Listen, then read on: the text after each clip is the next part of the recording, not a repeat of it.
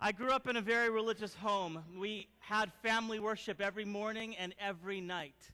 Every year, my father would buy 6 morning watches, 5 for each member, 1 for each member of the family, and then 1 for a guest in case they were visiting our home. I began memorizing Bible texts early on. My faith in Jesus was strong, and I believed that Jesus was coming back very, very soon. Can you turn my monitors up right over in front of me? My prayers every night was that Jesus would come back soon and take me home. I dreamed about heaven. I spent hours dreaming about my first hours in heaven, what I would do, who I would look for, where would I go. I pictured in my mind Jesus coming out of the clouds of heaven and saving the entire human race. It was overwhelming for a 7-year-old. Somehow along the way, I began reading some books and attending some meetings, which made the second coming of Jesus very frightening. It seemed too complicated. It was filled with graphs and charts and world events and disasters and judgments and calamities and behavior and consequences. And my childhood dream of seeing Jesus again was marred with anxiety and fear. I questioned my own worthiness and whether or not I was ready and worthy to receive the gift of forgiveness and salvation. That's where you say, come on now. A couple of months ago, I began thinking about my childhood dreams, and I wondered why I had stopped dreaming those dreams of Jesus' second coming.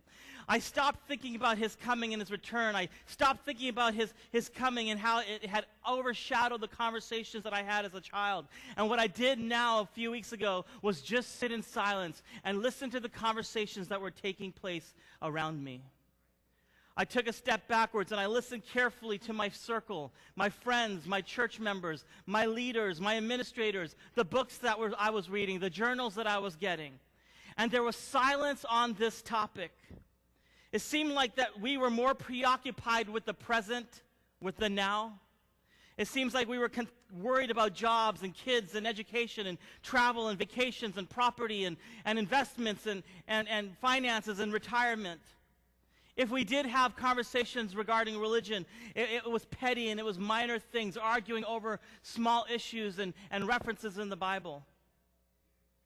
But as I listened carefully to my friends and to our church members, the questions were very mundane. It was things like, is brown the new black? Is Taco Bell better than Don Pablo's? Is it wrong to pierce ears or not to pierce ears? Should I get a tattoo or not get a tattoo? Ocean City or Rehoboth? St. Martin or Jamaica?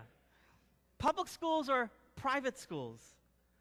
Well, what happened? When did this conversation of Jesus' coming, his imminent return, become silent? Do we still share that same hope, or have we completely lost interest?